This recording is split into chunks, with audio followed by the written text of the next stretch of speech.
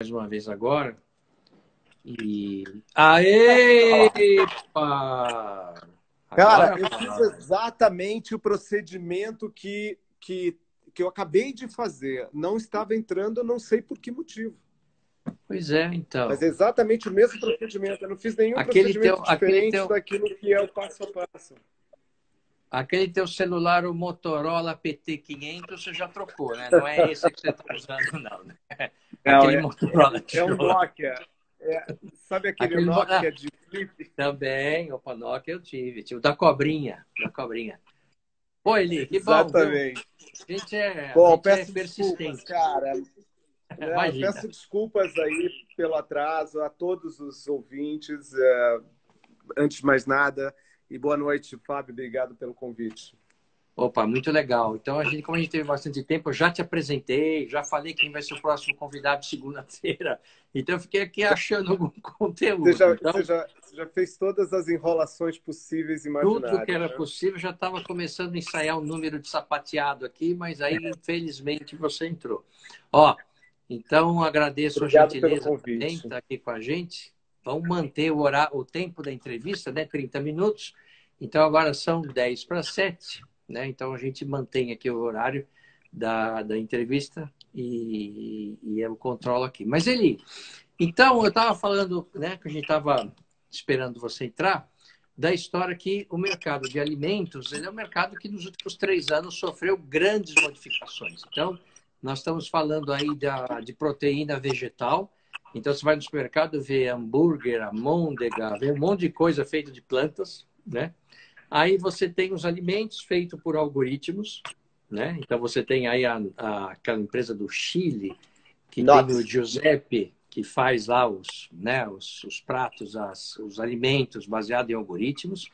E fora também o mercado de entrega, né? O mercado de entrega que, putz, foi uma explosão, né? E agora, então, com a pandemia, então, nem se fala.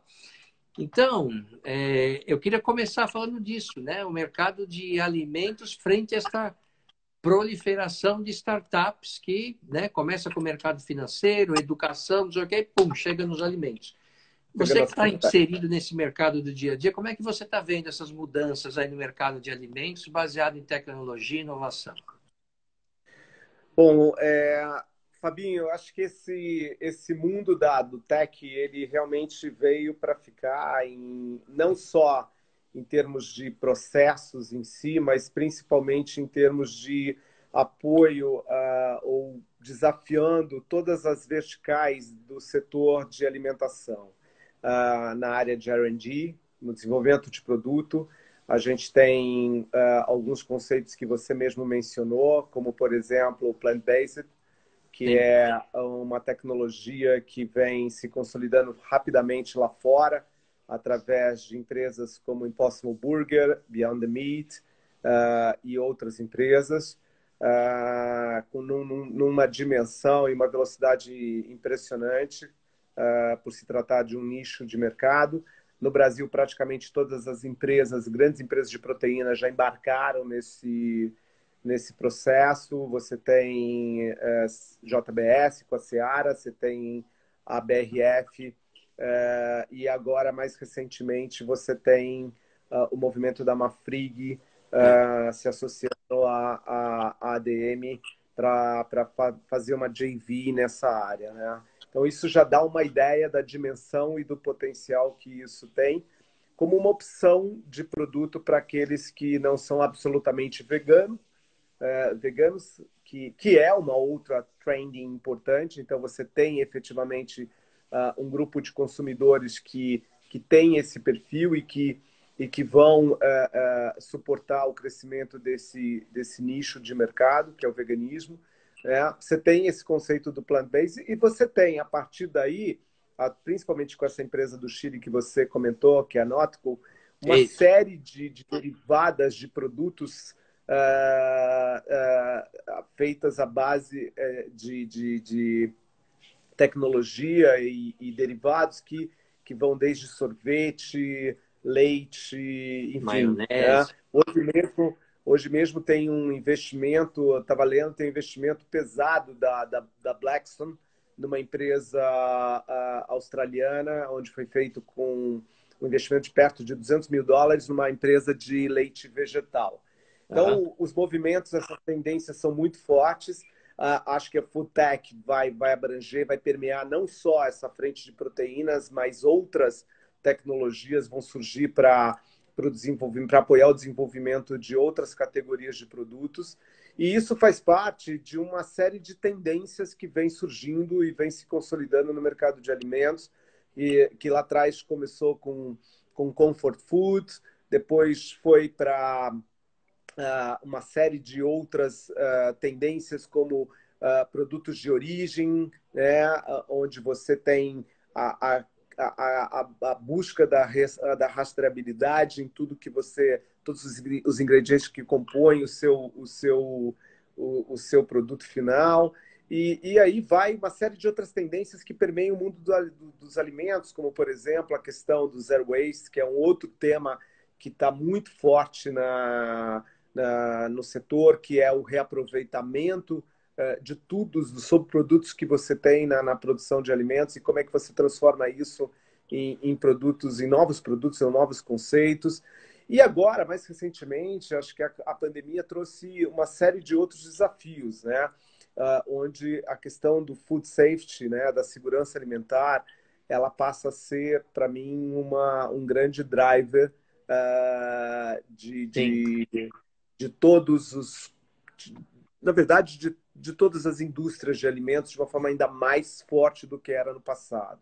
Né? Então, as grandes indústrias, obviamente, como Nestlé, Lever, etc., já têm isso muito forte, muito enraizado, mas hoje essa questão do food safety vai permear todos aqueles que produzem alimentos no Brasil, onde as pessoas, o consumidor vai estar bastante exigente, bastante atento à forma como o produto é produzido, a origem do produto. Sim. Enfim, uma série de movimentos que vão surgir, emergir a partir desse momento que a gente está vivendo, entendeu? Sim. Agora, eu queria te fazer uma pergunta, assim, até com sei lá, uma dúvida minha aqui. Eu vejo com bons olhos a vinda de novas empresas alternativas e tal, e isso é bacana. E você pega os mercados envolvidos, né, fundamentalmente aí Europa e Estados Unidos, você tem essas food techs crescendo muito em várias categorias, né? Em laticínios, em carnes, em embutidos, e um monte de coisa. Bom, isso lá. Aqui no Brasil, né, fizeram grandes investimentos em comunicação, não sei o quê, mas eu vejo assim uma coisa que está lá, eu vejo nos supermercados, eu vejo uma coisa assim de um movimento ainda fraco, porque eu fico pensando assim, diferentemente de outros lugares, a proteína no Brasil ela é barata, né? A gente come muita carne, né? Por quê? Porque é acessível. Eu sei que fala assim, puxa, mas a carne é cara. Sim, mas compara com o japonês para ver quanto é que é.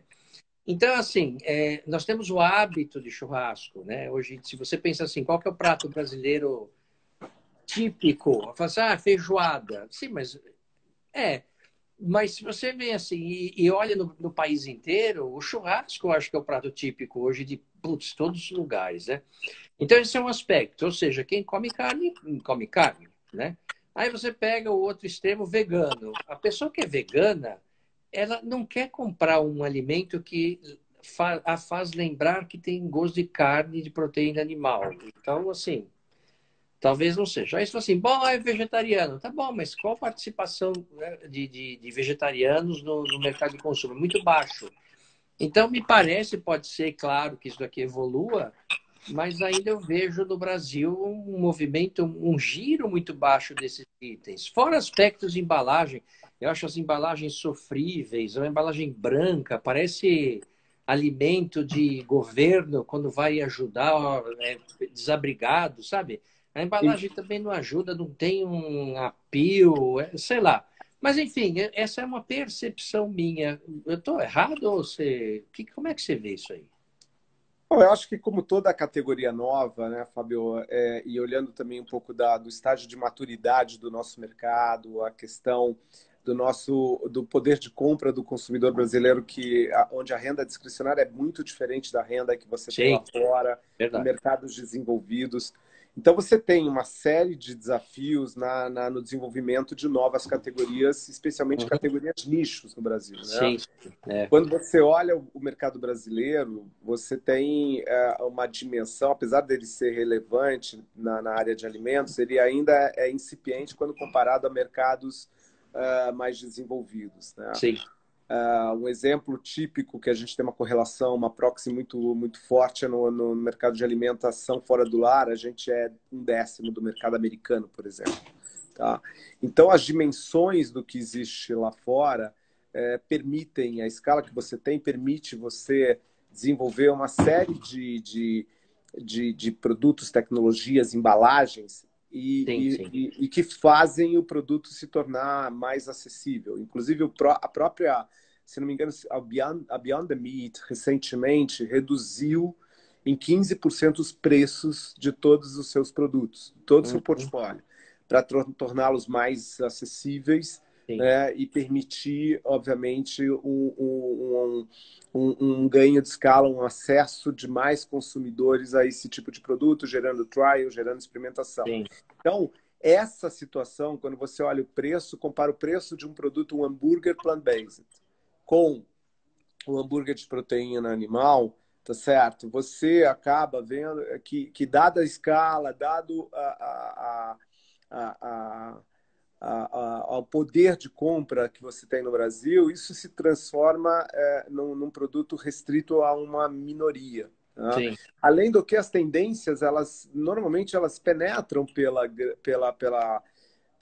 pelo consumidor mais consciente, né? Essas tendências que você tem de plant-based, de veganismo, etc., ela está muito mais no consumidor consciente, no consumidor que tem a ciência do que é, quais são os benefícios, quais são as, enfim, quais são os atributos desse tipo de produto, né? Em relação, em detrimento de outros produtos que eventualmente não trazem os mesmos benefícios. Então, o consumidor mais consciente, à medida que o consumidor vai ficando mais consciente, ele tem visibilidade dessas novas categorias que vão chegando, que normalmente são nichos de mercado,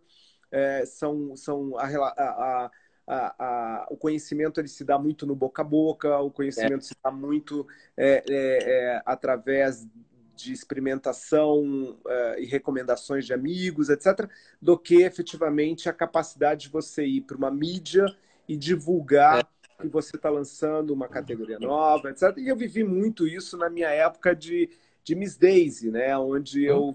eu estava desenvolvendo uma categoria nova no Brasil e a minha capacidade de crescimento, de ampliar a penetração dessa categoria dependia muito da minha capacidade de marketear o produto, de marketear, construir a categoria, porque não tinha outros fazendo isso. A hora que a gente teve a oportunidade de se juntar, de ser comprado, na verdade, por uma empresa como a Sadia, na época, isso nós estamos falando de 1999, na primeira campanha que nós fizemos de mídia, eu me lembro muito bem isso com a Publicis, cara, em 6 meses triplicou a penetração e o volume de venda de uma categoria que era absolutamente nova.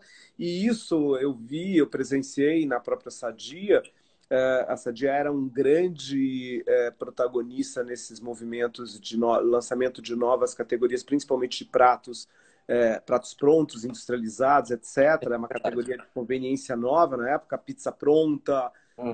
o prato pronto, as lasanhas, etc.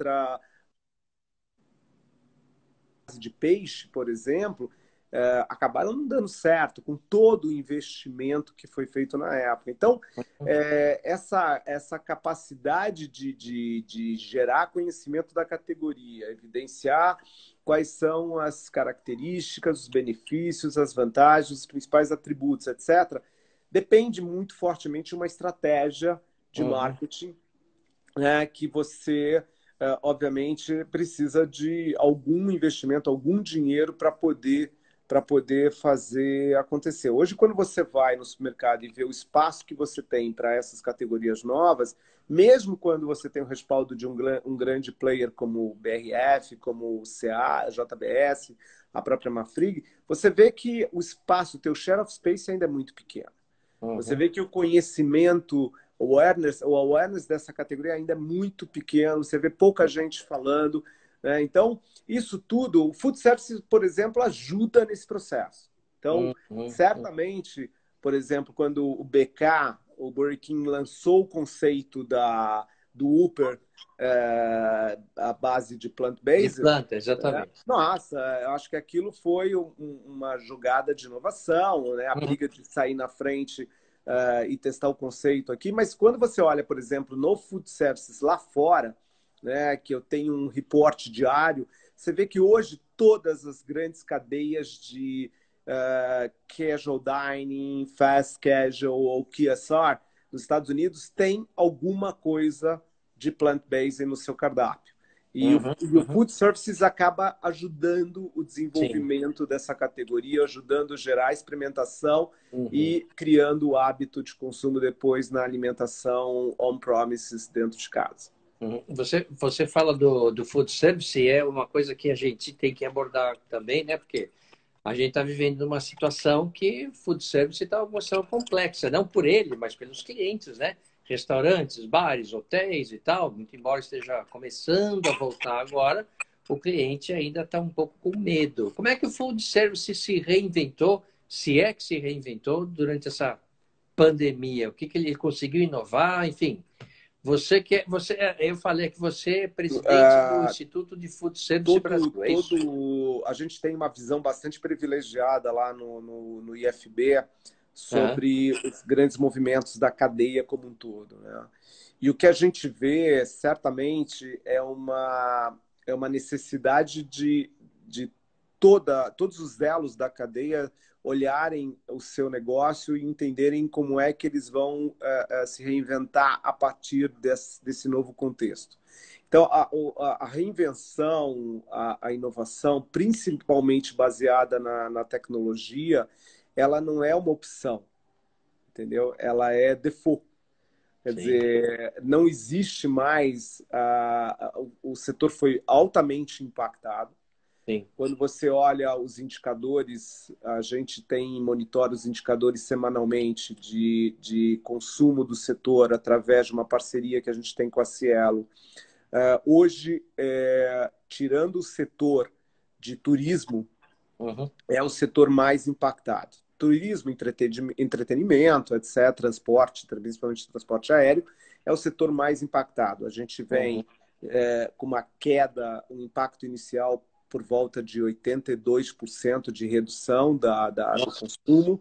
Hoje nós estamos numa faixa de 64, 62%. E você tem uma variável aqui de incerteza gigantesca. Então, isso exige que todos trabalhem, né? Que todo mundo se planeje para o pior cenário. Porque o impacto do food services, ele tem, na verdade, dois momentos, né? E aqui nós estamos falando do consumo da alimentação fora do lar, porque o consumo de alimentação on-premise ou dentro do lar tá voando, né? Quando você olha todos os indicadores de varejo alimentar, cash and carry, todos os canais de varejo alimentar, todos eles crescem em relação ao mesmo período do ano anterior, a partir de 10% até 30% quando você olha o cash and carry, né? O atacarejo. Então, essa perspectiva tá muito favorável. Quando você vai para a alimentação fora do lar, né, da onde partiu essa migração de consumo de um canal, de um mercado para o outro, o que você vê são cenários de lockdowns, ou seja, de fechamento por um período extenso, para um business que tem um oxigênio financeiro muito curto, né? Praticamente é um ciclo financeiro que é insustentável para um processo como esse. Você vê o dinheiro do governo demorando para chegar na ponta. Então, uma dificuldade enorme desses operadores conseguirem acesso a crédito. Agora, mais recentemente, através do Pronamp, você passou a ter um pouco mais de oxigênio, mas mesmo assim esse dinheiro já acabou. Então, nós estamos brigando, na verdade, para conseguir um crédito adicional para o Pronamp, para poder viabilizar. E, ao mesmo tempo, você tem um desafio, né, Fábio, que é a transição até o momento onde você vai ter uma vacina. Né? Então, esse período, na verdade, de transição, o grande desafio, tem dois grandes desafios. Primeiro, a incerteza do abre e fecha, porque você não sabe se vai ter um retrocesso ou não na flexibilização. Então, por exemplo, no Sul você teve 3 estados que estavam começando a retomar uma trajetória pelos indicadores de normalidade e houve um retrocesso agora. Santa Catarina, Rio Grande do Sul e Paraná. Tá? São Paulo começou a semana passada, então é muito cedo para a gente ter essa certeza. O que você percebe nitidamente é um consumidor bastante inseguro, né, em relação a adentrar a um estabelecimento. Tá? E eu pude presenciar isso depois de 4 meses. Eu saí para almoçar fora agora no domingo e vi as pessoas assim agindo de uma forma, não sabendo nem como fazer, tira a máscara para beber, bota a máscara depois de beber, entendeu? As pessoas estão tateando esse movimento, né? Tentando entender e criar confiança. O operador tentando passar o máximo de segurança para as pessoas poderem se sentir mais seguras no ambiente, né, no restaurante, e prevalecendo principalmente a dinâmica do delivery, que veio para ficar, na minha opinião, de uma forma muito forte. Quer dizer, o delivery ele ganhou um espaço, né, nesse processo, assim como o takeaway, mas o delivery muito fortemente. Porém, o delivery, que traz todo o desafio da tecnologia, toda a evolução de muita gente que não fazia delivery e passou a ter que fazer, a se reinventar e ter que fazer, mas ele traz um desafio enorme, que é o custo do delivery, principalmente do marketplace, do agregador, para a operação. Uma operação que ela está reabrindo com um potencial reduzido por conta dos protocolos, né? Então, você tem uma quantidade menor de espaço para atender o cliente, um número de disposição de mesas e assentos menor, e com um custo adicional de todos esses protocolos de segurança. Então, você passa a ter máscara, você passa a ter uma série de cuidados que trazem um custo operacional incremental e que antes você não tinha. Então, é uma equação muito difícil de fechar. É uma equação que, isso que eu ia falar, que não fecha, porque você pega todos os elos da cadeia, mesmo as plataformas de alimentos que, puxa, os caras cobram muito, né? Você está vendo os movimentos aí dos motoboys, não sei o quê. Mesmo para eles, se você pega os resultados não são positivos ainda, né? Mas aí você pega o restaurante que não tem alternativa, o restaurante ele tem que entrar no delivery, tá certo? Não tem opção. Só que a gente sabe que o delivery não substitui o movimento, né? Às vezes representa só 20% no restaurante. É uma situação complicada essa, né? Complicada, cara. Não, sem dúvida. E aí tem um modelo novo, né? A gente está falando em inovação, tem um modelo novo que surgiu com esse processo, que também que alia, na verdade, um conceito novo, está crescendo fortemente nos últimos meses, que é a Dark Kitchens. Então, esse conceito de Dark Kitchens, Cloud Kitchens, ele passou a ser uma opção para algumas empresas e passou a ser um novo modelo que é bastante interessante para contornar algumas dessas restrições que você passa a ter. Então, a Dark Kitchens ela te permite fazer um trabalho de grab and go em modelos em um ambiente corporativo ou um ambiente residencial, Então estão surgindo aí alguns conceitos novos que a gente chama de micro-market. Então você vê o Irota botando um container Eu vi. dentro de um condomínio. Isso. Você vê os stations surgindo nos escritórios. Então, a pessoa com medo de ir ao estabelecimento, ao restaurante, ela vai acabar consumindo localmente dentro dos escritórios. Então, está crescendo fortemente os operadores de estações de consumo dentro dos escritórios. Então, em vários lugares, hoje tem nos bancos, você acha na XP, você acha nas empresas de consultoria, você acha, por exemplo, em vários tipos de escritório, na Renner, CIA, que eu estou sabendo, os caras estão invadindo. Você está vendo, por exemplo, movimentos de grandes empresas de restaurantes industriais indo para esse mundo, tipo a Sapori, né? Criando lá o Brasileirinho, né? Que é uma marmita que para vender, por exemplo, através do Uber Eats, né? Acho que é Brasileirinho, Caseirinho, enfim. Então, você vê novos modelos, tanto de alianças estratégicas, né, quanto novos modelos de go-to-market surgindo, né?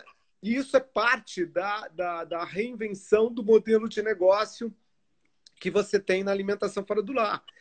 Então, é o restaurante fazendo delivery, é a dark kitchens emergindo para atender aquele consumidor que está no home office, que, aliás, é um outro desafio para a alimentação fora do lar. Porque 67% da alimentação fora do lar, ela vem das pessoas que trabalham fora e que se alimentam fora. Perfeitamente, é isso mesmo. Aí a grande pergunta é: o que vai ser depois, ou nesse ciclo aí de volta aos escritórios, o que vai acontecer? Você vai ter modelos híbridos? Você tem escritórios que falam que só voltam o ano que vem.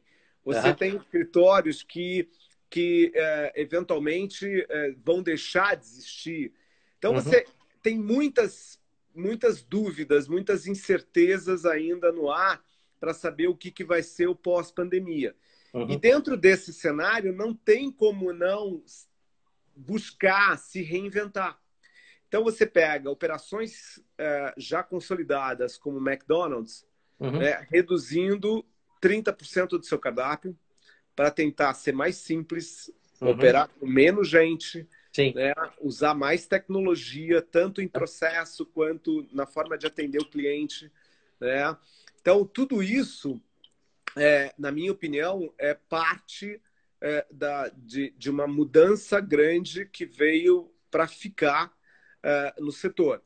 Bom, mas e quando tiver uma vacina? Eu acho que alguns desses hábitos vão ser incorporados, né? A exigência, por exemplo, do consumidor em relação à questão sanitária, ao food safety, a forma como o produto é servido, isso tudo acho que vai ser incorporado. As tecnologias, elas normalmente geram eficiências que depois não tem como abrir mão disso. Então, formatos diferentes, o cardápio no QR Code para você olhar no celular, né? Ou o cardápio num tablet. Então, assim, você dificilmente vai voltar a ter os cardápios de mesa, talvez nos restaurantes mais high-end, nos restaurantes mais premiums, mas, assim, nos restaurantes mais casuals, vai ser tudo à base do QR Code. Então, esse movimento está muito forte no setor. A gente vê muitas startups trabalhando isso, né, essa frente. E acho que, buscando, você vê muitas redes buscando novas soluções, entendeu? Inclusive no IFB, nós estamos montando um comitê de transformação digital, né, lá no IFB. Estamos trazendo o Inova Lab para nos ajudar na questão de conteúdo. Estamos criando um hub de startups para endereçar as dores dos 3 elos da cadeia. Estamos trazendo a BCG para nos ajudar a enxergar de uma forma mais holística os principais movimentos que estão acontecendo no mundo inteiro no setor de alimentação e alimentação fora do lar, para poder trazer insights para os grupos de trabalho e de projetos.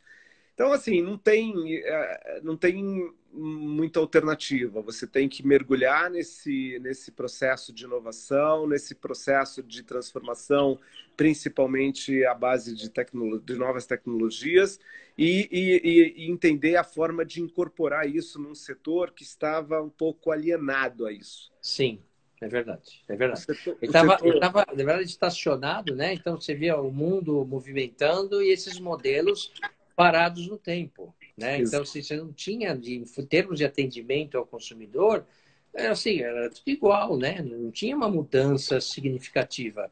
E eu ia perguntar para você o que as empresas de food service, ou mesmo o instituto ao qual você preside, vocês estão tentando ajudar, né, esse comércio, porque é um tipo eu estou falando da massa, né? Estou falando esse restaurante por quilo, que vai ter que se reinventar totalmente, né? Porque, pô, esse é o que mais sofreu. Mais sofreu, exatamente, né? Porque você pega a situação, todo mundo chega lá, tal, aquelas bacias de comida, todo mundo pegando a mesma coisa que a gente nem, né? Ia lá e tal, usava, tal, agora todo mundo pegando no mesmo utensílio. E, assim, eles não têm acesso à informação, né? Sem Como dúvida. É que você vai colocar, precisa digitalizar? O cara, pô, sei lá como é que... Enfim. Sem dúvida. Né? Não, eu acho que esse é um trabalho que a gente tem feito fortemente nas entidades, né? A gente está trabalhando de forma muito coordenada as principais entidades do setor no Brasil, a Abrazel, a ANR, que é a Associação Nacional de Restaurantes, a ABF, que é a Associação Brasileira de Franchising, que tem dentro da ABF tem uma vertical totalmente voltada para o setor de alimentos e bebidas, que é muito representativo dentro do universo de franqueados, né? Mais o IFB, que é o Instituto Food Service Brasil. Então, nós estamos buscando trazer o máximo de apoio em todas as frentes, nas frentes regulatórias, nas frentes, nos movimentos de informações, de compartilhamento de informações, de protocolos, de busca de apoio governamental em todas as esferas estaduais, municipais e federais, discutindo com os governos municipal e estadual os protocolos de abertura, né, tentando trazer muito da visão da iniciativa privada, da visão empresarial, para que isso não fique restrito a conceitos específicos da área da saúde ou da vigilância sanitária, que nem sempre tem aderência à realidade do dia a dia. Estamos trabalhando em toda a cadeia de abastecimento, indústria, distribuidores. Eu participo de um grupo técnico do governo de São Paulo para evitar que a gente tenha problemas de abastecimento em todo o processo de reabertura, principalmente em categorias que são mais nervosas, né? Por exemplo, o hortifruti, a parte de FLV, onde você tem um ciclo de produção muito curta e é um setor ainda muito pouco estruturado, muito pouco profissionalizado, né? E aí o produtor lá na sua produção, na sua área, na sua terra, não sabe o que produzir, não sabe se produz, se não produz, porque não sabe se vai ter, se o restaurante está aberto, não está aberto, né? Então, isso tudo faz com que a gente fomente e traga o máximo de informações e a visão da cadeia como um todo, para que a cadeia consiga se preparar para esse processo de retomada do setor. Falando especificamente da alimentação fora do lar. Na alimentação dentro do lar, a tendência, né, cada vez mais o uso das ferramentas de compra online, né? A gente vê isso de uma forma muito incrível. Quem vai ao supermercado, eu particularmente, uma das poucas coisas que eu tenho feito é ir ao supermercado, você vê a enxurrada de shoppers da Rappi, agora o iFood entrou nesse setor e a Uber acabou de fazer uma parceria com uma empresa chilena deles, chamada, acho que Comper Shop, para começar a atuar nesse setor. Então, esse setor está bombando. Né? Então. Essa é a grande evolução desse setor em termos de hábito e atitude de compra. E acho que tudo isso, obviamente, vai ter um recall. Quer dizer, quando voltar, não acho que a pessoa vai deixar de ir ao supermercado, mas ela aprendeu a comprar através de outras ferramentas, de uma outra plataforma. Tanto é que estava no jornal, acho que ontem ou hoje, que está faltando moto.